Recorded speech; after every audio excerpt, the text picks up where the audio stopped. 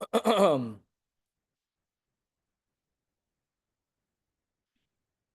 morning. With the help of Hashem, we are learning Yerushalmi Shvi'is, Perek Aleph, Halacha Vav, and God willing, starting the second chapter, Halacha Aleph. We're learning today Daf Zayin.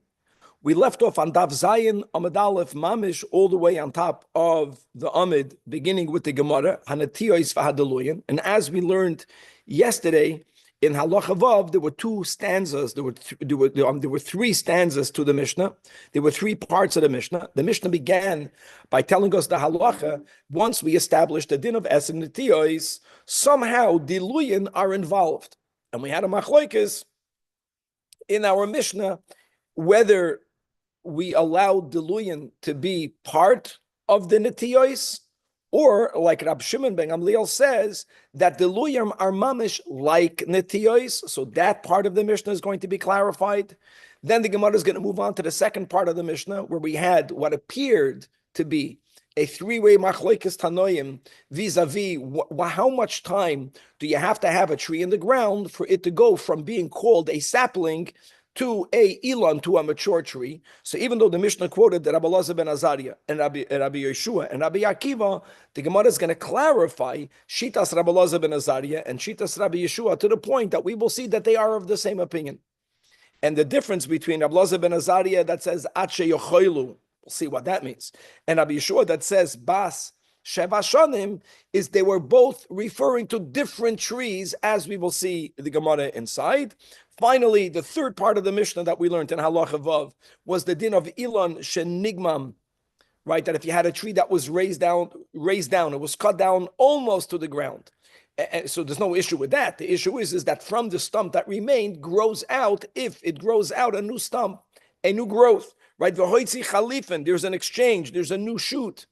So we had the Mishnah only quoting Shitas Rabbi Shimon. And the question is, who argues with Rabbi Shimon? So actually, we all remembered. We just didn't remember exactly where. In Masechtas Kalayim, in the 6th chapter, in the second Mishnah, we had this topic discussed over there. B'negei Adinei Kalayim, as we'll repeat. There we have Chachamim and Rabbi Shimon. So we'll find out who the Bar Plukta of Rabbi Shimon is, with other nuanced details, as we will see in the Gemara's closing up the Mishnah. And then, God willing, today we're going to move on to the second chapter. The opening, the name of the Perek, sometimes, almost all Parakim have different names.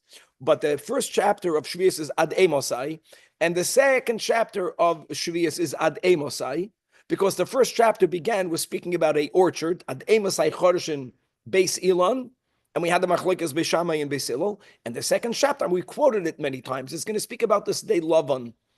I know the word Lavan literally means white. Sday Lavan is referring generally to a grain field. Why is a grain field called white? You have the two, known classic shitas of the Rishonim, either because since there are no trees providing shade, that's the meaning of white, there's no shade there, or because when grains are near their ripening period, they become yellow, they become whitish. Whichever one it means, just to be clear, that in our Masechta, when we are speaking about the din of Tosefes Shvius, and the Chachamim added, that's the way we are learning, let's keep on going that way, that aside of the Halacha L'Moshe Sinai or the Remes in the Torah, Rabbi Akiva, Rabbi Shmuel, that there is Tosefes Shvius, for a month, the Chachamim, up until when the Beis Din of Rabban Gamliel abolished, added that it goes way back earlier in the 6th year. And in this context, Sday Lavan is not only referring to a grain field, Sday Lavan is also referring to a legume field, any field that's not a field of trees, anything that's not an orchard. And just like we had in the first chapter, Machlokes Beis Shammai and Beis Hillel, whether we give an idea that was Beis Shammai versus giving a specific time, we're going to have different Tanoim, but also a machlekes, whether it's up until a certain concept about the moisture in the ground, which really would allow everyone to determine whether their field reached that point or not, or as the Mishnah will bring the others that hold, no, there is a specific time that we kept on quoting at Pesach, because generally that concept of the moisture in the ground and whether you're plowing is beneficial for this year, which then it will be allowed, versus there's no point plowing this year to plant this year because it's completely dried out. So the purpose of plowing is for the next year. That is where we have this Isur Midrabanan going all the way back until Pesach, as we will see inside. That is today's daf. And now let's begin inside again. We're going back ala Seder, unpacking every part of Halacha Vav. So says the Gemara on top of the Amid. The Mishnah says Hanetiyos v'Hadeluyim, and the sheet of the Tanakama was mitztarfin lebeisa, which means they have to both be there together. Says the Gemara, we quoted this Gemara when we learned the Mishnah. So the Gemara says, V'hein, when do we allow for gourds to be combined together with the saplings to get the 10? Because we're looking to get the 10. Because once you have 10 saplings that are properly planted out in a beisa, in an equal spaced way, then the entire beisa can be plowed until Rosh Hashanah. That's only if the netiyos remain rabbis ala diloin. It's as long as you have more saplings than gourds. So what? In other words, 6-4, 9-1, right? 8-2, 7-3, 6-4. But even if it's only 50-50, then the Mishnah, the Tanakama, would not allow for diluyin to be combined with the netiyos. Now, we mentioned 6-4, so the Gemara gives now a huge clarification.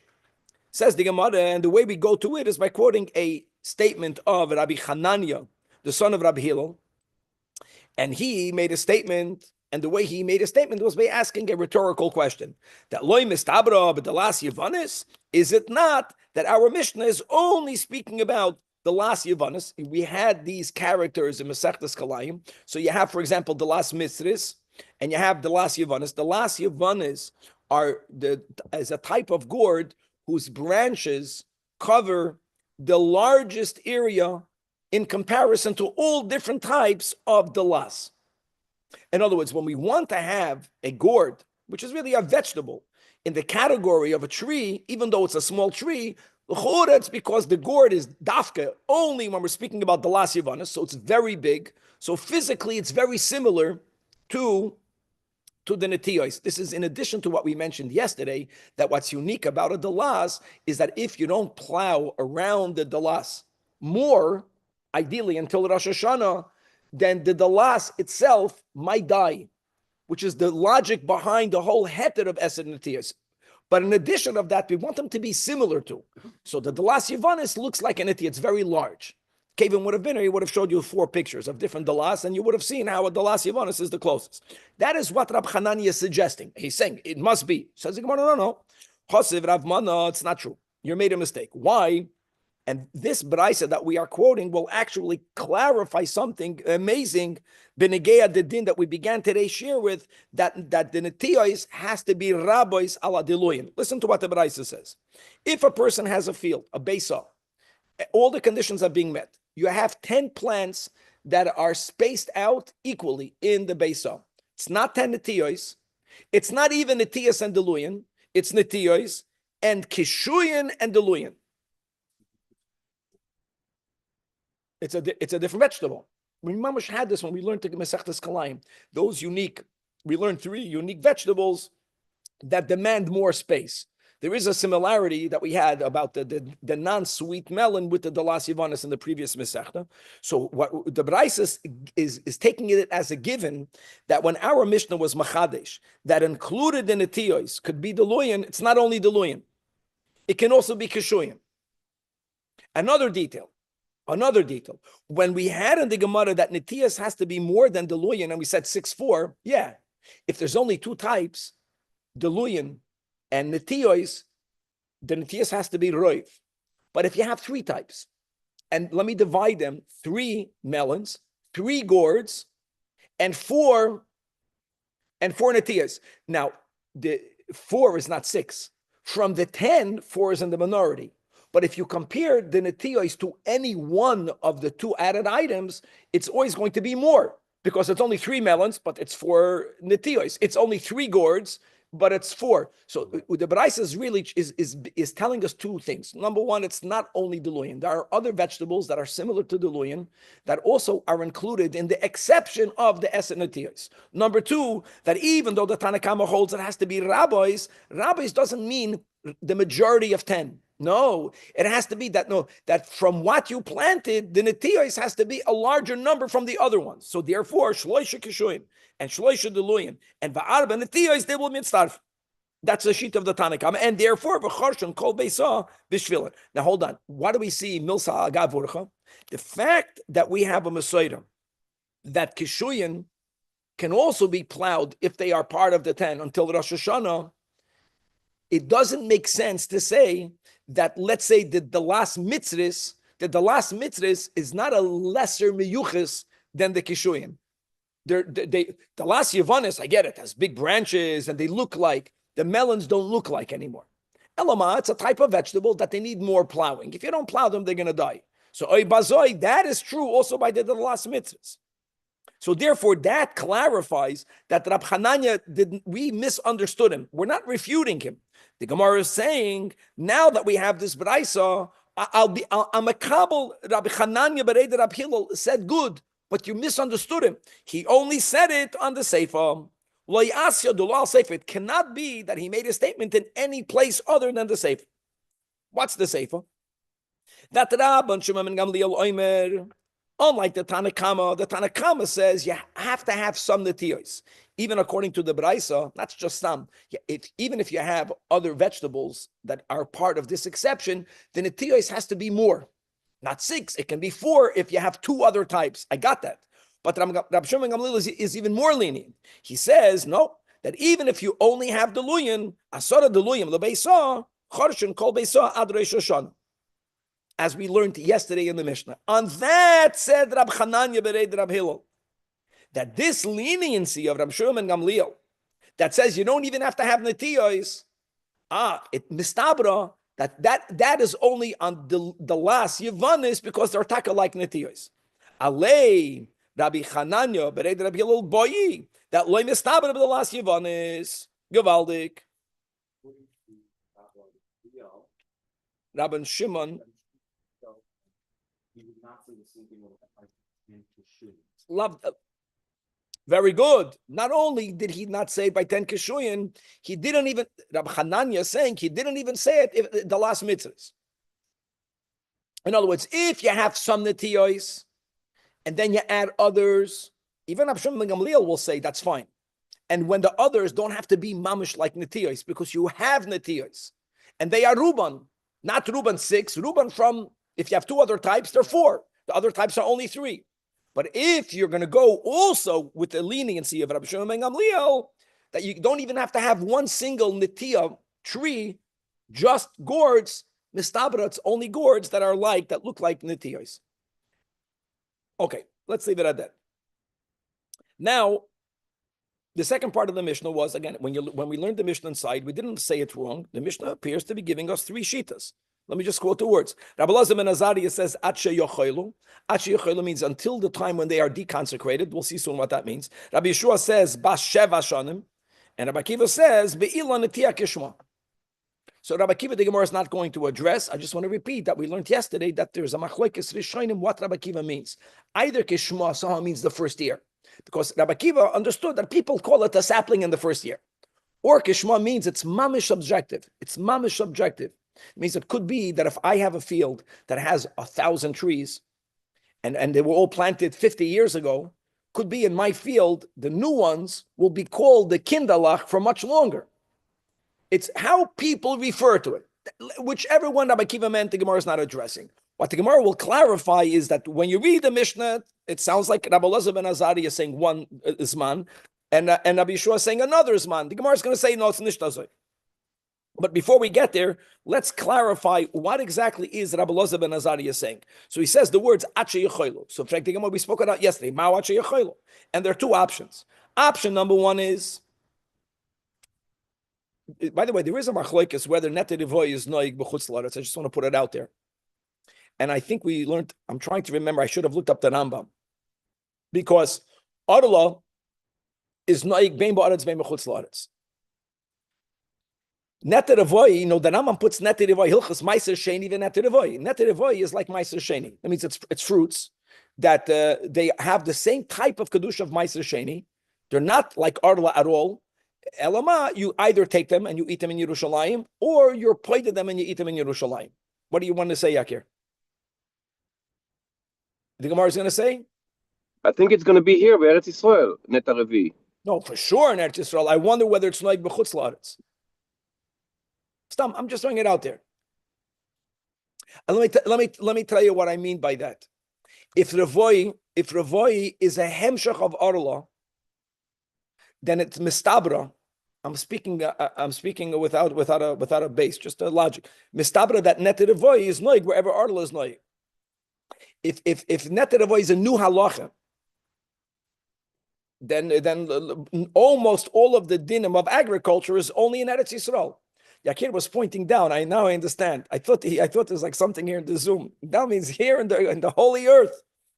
Okay. So first of all, the Acha Yapoidu. So now either Acha Yapadu or Acha Yasu Chulin Maleim. So let me tell you, there's two ways of learning the Gemara. The last one we got. Acha Yasu Chulin Maleim means the 5th year. The 5th year, they don't even need to be deconsecrated.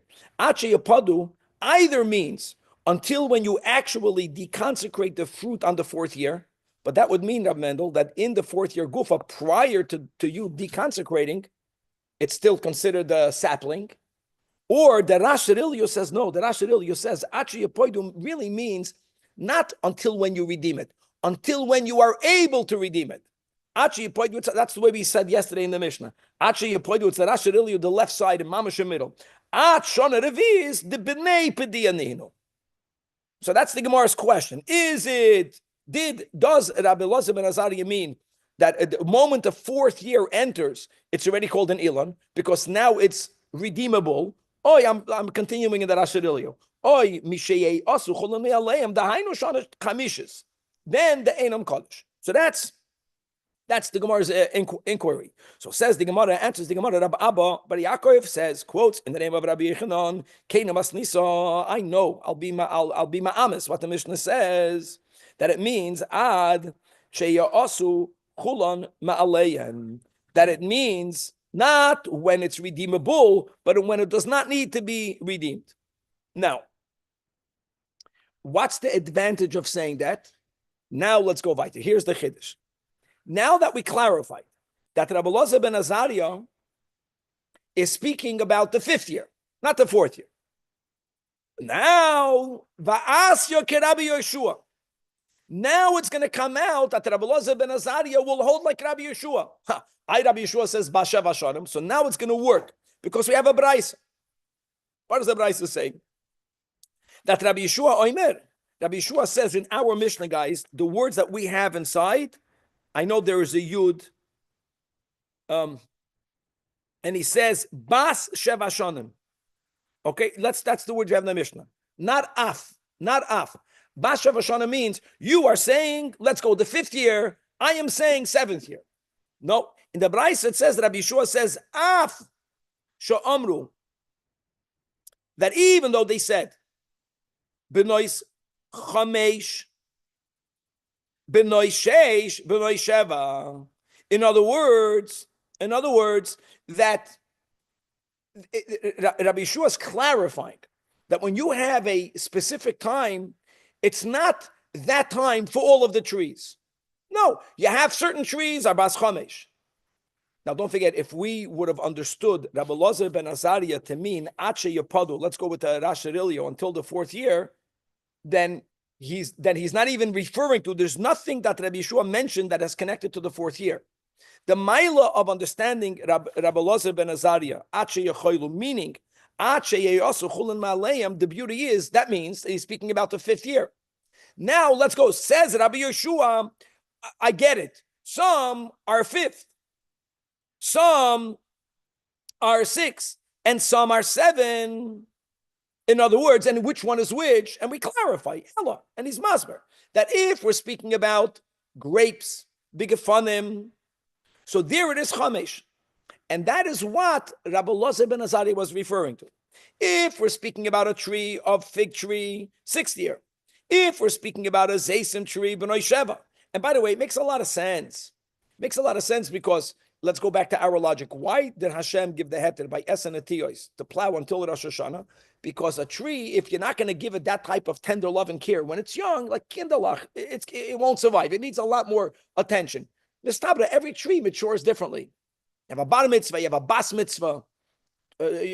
Same thing by trees. Not every tree is the same. And again, if Rabbi Elazar ben Azari would have been referring to the 4th year, then Rabbi Yeshua is going to be for sure another opinion. We're trying to make less machlokes. Now that we understand he means the 5th, Rabbi Yeshua also was moed the 5th. Rabbi Yeshua is clarifying he only spoke about the 7th when it comes to Zaysim. In other words, Rabbi Elazar ben Azariah basically and Rabbi Yeshua are of the same opinion. Now, says the Gemara, that Va'anan Chomei Hadam Arbisa Dete'ensa Asya Bepurei. Look inside the Tapane Moshe, frag the Gemara, Parech Hashas, the Gemara is asking honest, that the Anach Chomei means that we see that Marbisa Dete'ensa means a young Te'ensa, a young fig tree. And the word Purei means, not Purim, it means Prurevu. Prurevu means that it gives fruit, there's young Te'enim give fruits very quickly. So why are you giving me 3 examples? If they are, I think it's examples, but like the ground zero, you have Gefanim, and you have the Te'enim, and you have Zaysim. So you're telling me that Te'enim, only 6. Te'enim need more time than Gefanim. Snishtamis, look inside the Pnei Moshe. That Yalda Achas Shel Te'ena. Yalda Achas means when it's very young. It's Shomitzia Peiroisi, and it wasn't Bashesh. So therefore, if you're making it conforming that type, Avamai Karula Netia Atshe Shnishtamis, like Mebetzias. Im Hoya Mevia Pedus Mikoidim, and it wasn't one Yichas Dika tree, the guy, the Eli kid, the kid that knew everything. Mistama, he knew that Te'enim, they produce. You don't need 6. It's good that you're pointing that out, because otherwise, why say Yalda Achas? I would think that it's that miyuchas a tree. Then it wouldn't have been a kasha. Alter Rebbe knew the whole Torah when he was 2 years old. Okay.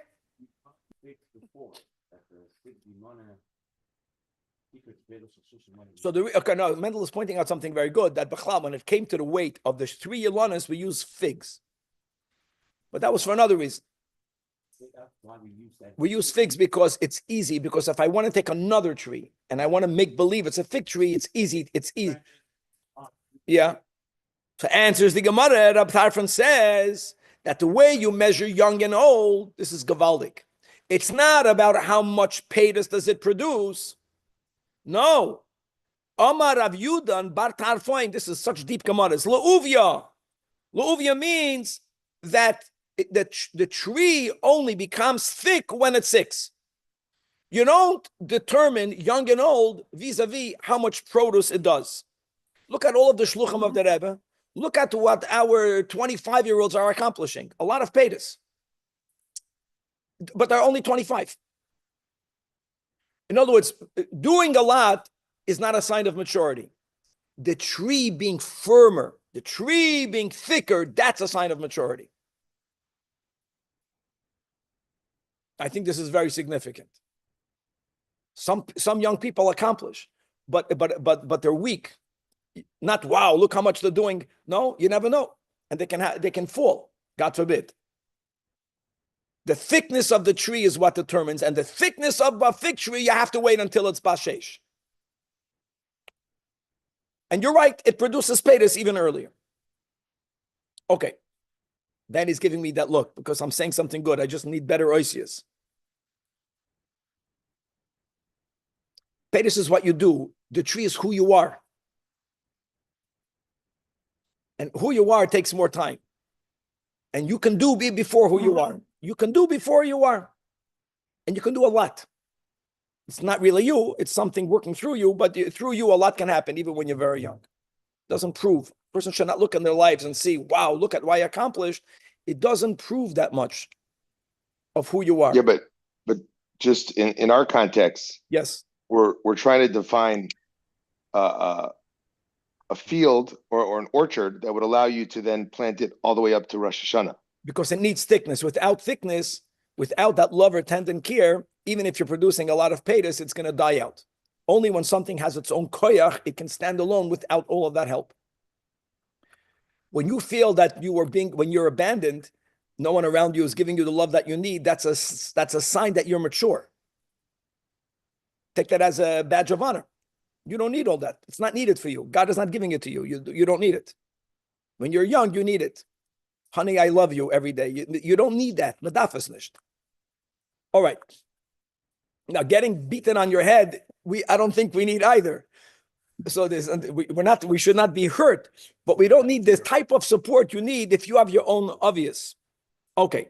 Now let's go to the end of the Mishnah. And Danny was good. So that the thing we were all looking for was Kalayim, Pedek, Shishi, Halacha Beis. So what's Rab Shimon? Like he pointed out, like it's Rebbe is Gavaldik. He decided only to write Rab Shimon. Now it happens to be L'choida. Their system is when he only quotes one shita, he's basically paskening like him. That would be a rule, but it's only Rab Shimon. That with a tefach. In other words, you grazed it down less than a tefach. The shoot is considered new, netiyah. Not grazed, raised. Raised, thank you. And if it's a tefach or more, then even though it's a tefach, what's a tefach? The tree could have been who knows how many feet. It's still considered the old. What comes out is a continuation of the old. It's not new. Oh. There's a difference between raised and cut down, right? If you raise it, then you remove it. Yeah, for sure. No, remove it is. Cut it. We're speaking about cutting it. So if the word grazed is not the right word, they're using raised. So it doesn't make a difference. The point it has to be less than a tefach versus a tefach. So says the Gemara that the Rab Shimon, our Rab Shimon, and the Tana Rabbi Eliezer ben Yaakov, Shneim Amru Davar Echad. And when we say Shneim Amru Davar Echad, I'll give you right away a heads up instead of you getting all tripped up and anguished like me. No, they don't mamash say the same thing. They say the same thing, but don't jump. Dafke won't be the same thing, but they are in the same neighborhood, which is the Omar Rab Shmuel bar Nachman and Rabbi Yonasan in the name of Rabbi Eliezer ben Yaakov that Hagoyim karmoi pachus mitefach. Now I know that I mentioned it's written in Kalayim, true, but it's a din connected to Orla. So a simple rule, you plant something for the first 3 years, however you count them, it's Arla. Same thing, you had a vine, you were goymim it, same word, you cut it down. So he writes like, so Rabbi Eliezer ben Yaakov says that if you cut the vine down to pachos mitafach, and now it regenerates and it grows, chayiv ba'arla, mipnei maras ha'ayin. See, chayiv ba'arla means it's a new thing, but really, it's really not a new thing. It's chayiv and arla. However, I know that normally. However, divrei chachamim, not divrei chachamim to what we just quoted. What we just quoted is Rabbi Eliezer ben Yaakov. It's a different way of quoting Tanoim. Divrei chachamim is achi yigay me'im haaretz. The chachamim hold that only if you raised it, Vlad, all the way to the ground, even though you didn't remove the roots. But if it went all the way to the ground and then it grows, chayiv arla midoiraisa. Chayiv arla midoiraisa. According to the Chachamim, there's no maras ayin issue. So either you chayiv arla, new is all the way to the ground. If there's a half a centimeter above the ground, even though it's less than a tefach, it's not arla, and they don't even agree with the maras ayin. Rabbi Eliezer ben Yaakov says, he's moided that chayiv midoraisa only if it goes to the ground. But if it's lower than a tefach, mipnei maras ha'ayin. So it's not the same. Because here, our Rab Shimon holds that we're not talking about maras ha'ayin over here. Allah and we're talking about that. If Hashem says you can only plow until Rosh Hashanah, the whole base off, you have 10 netiyos, and he's saying you can count it as a netiyah, even though it didn't go all the way to the ground, as long as it was less than a tefach. So that is what the Marav Fulda points out. Look inside the last Marav Fulda on Pedek Aleph.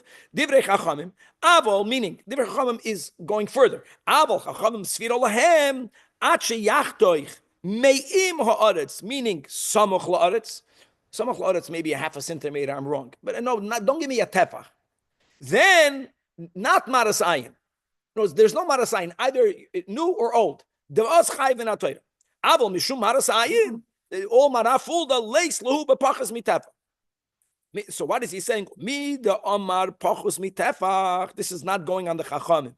This is going on the Shita B'Shem Rabbi Eliezer ben Yaakov. In other words, we find the pachus mitefach versus a tefach. Shma mino, the a tefach, for sure. Not even marasayin. A tefach adayin shem yilun yoshen olav.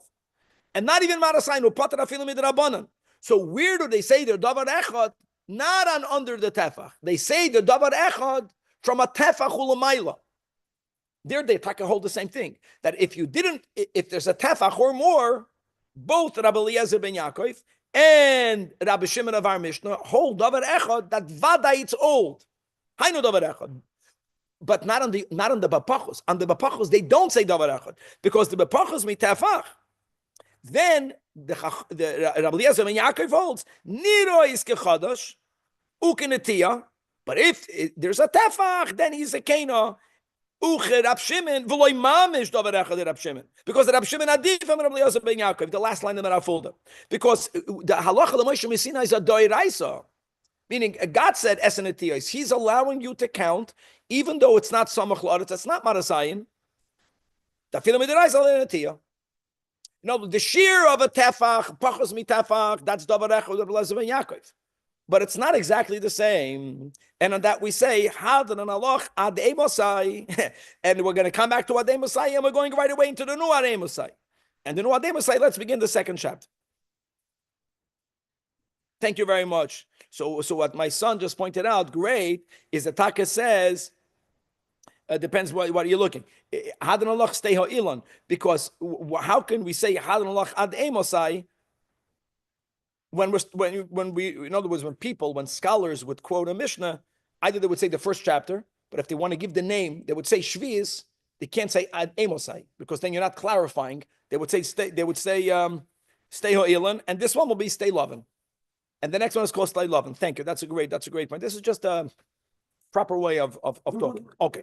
So now, second chapter, either stay Halovin or opening up with the words Ad Emosai. Mamish, same topic. The topic is Tosefes Shvi'is.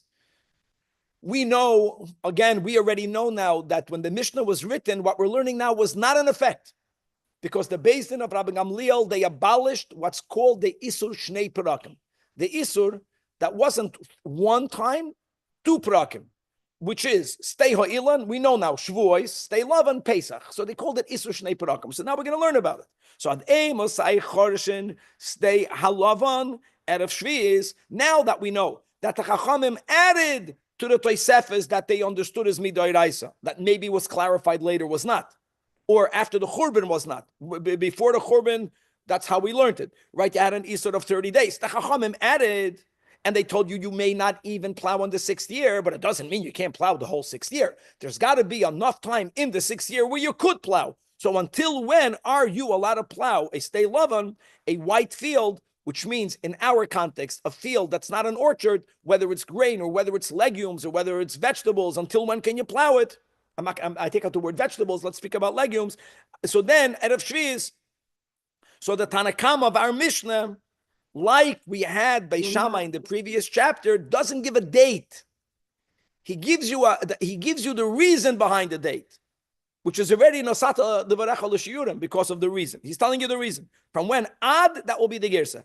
Ad the Tichla Halech, until when the moisture in the ground will no longer be there. Says the Marafulda, look inside the Marafulda, the second line in the new Perek, Halecha, Lachluchius Shalkarka, which is Machmas Hagshamim, that's important. You can plow it only up until when there is still moisture in the ground. So let's word it in the other way. Once the moisture in the ground ceases to be,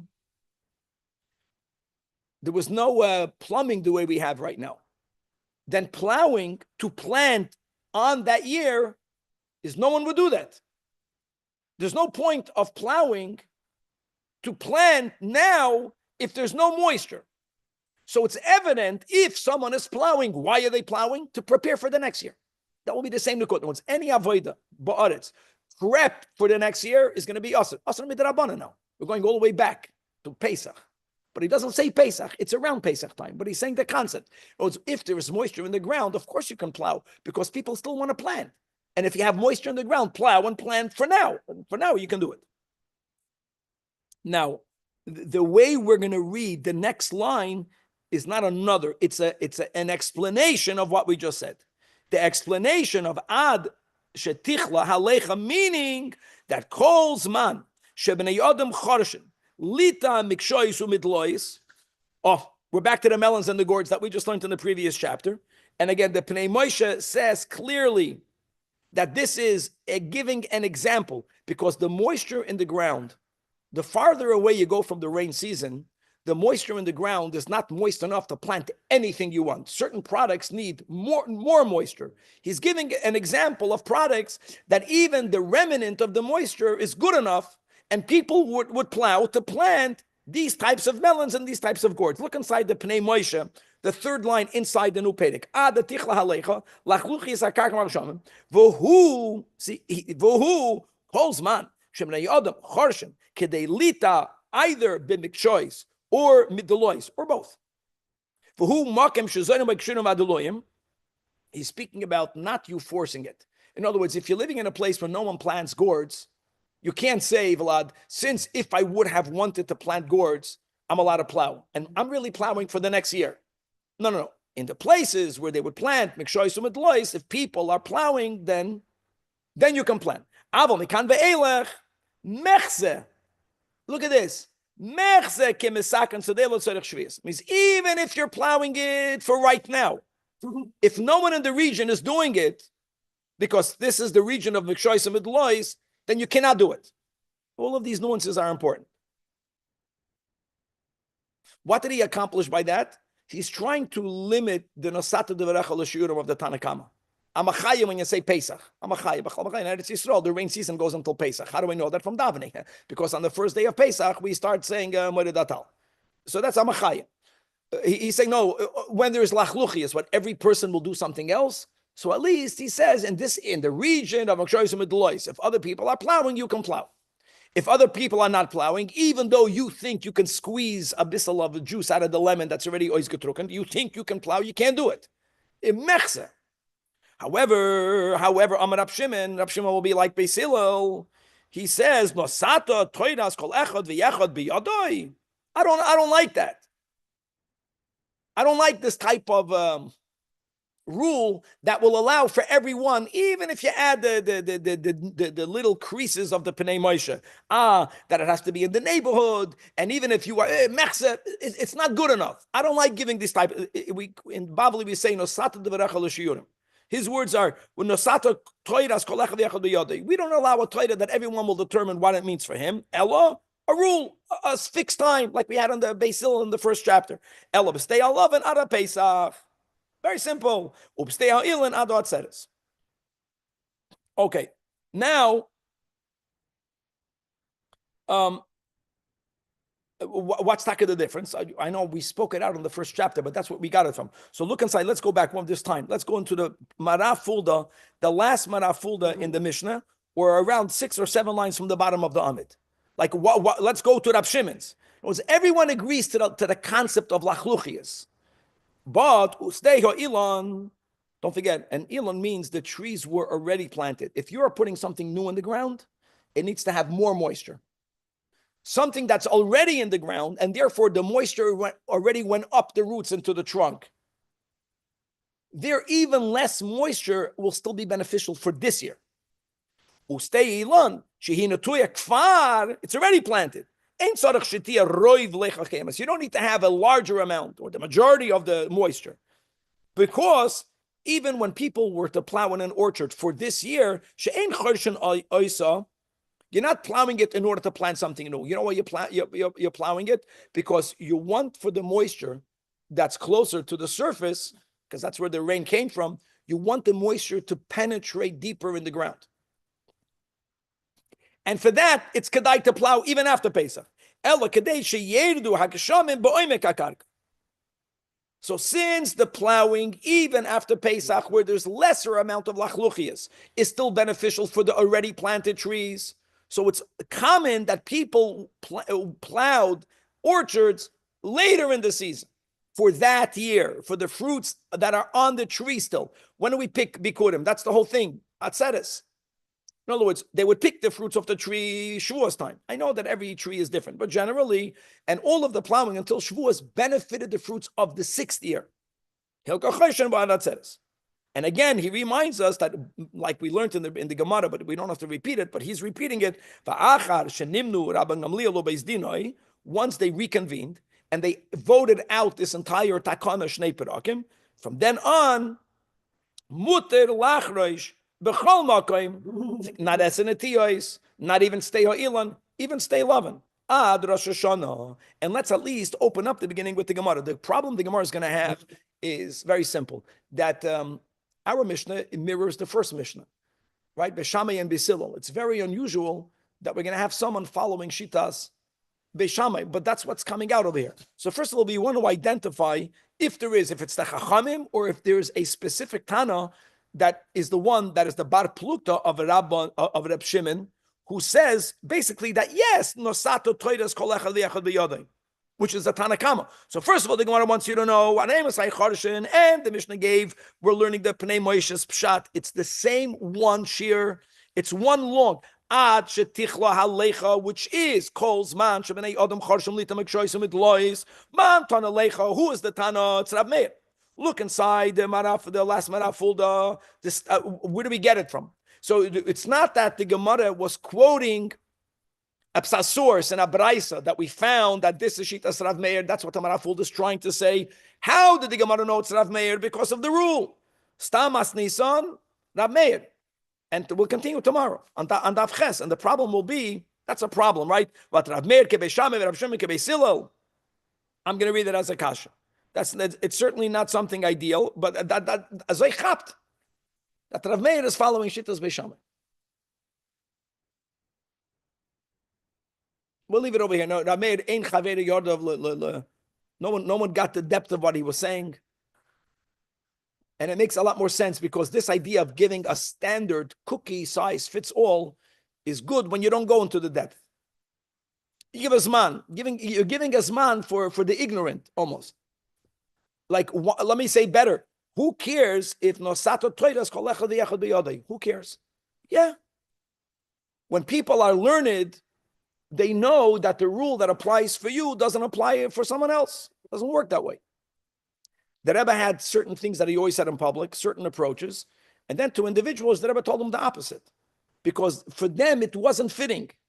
In public, you have to give a rule. In other words, when you are able to go deeper, you are able to give Nosata Toiras Kol Echad V'Yechad B'Yodai for deeper people. For people that are more shallow, you'll confuse them.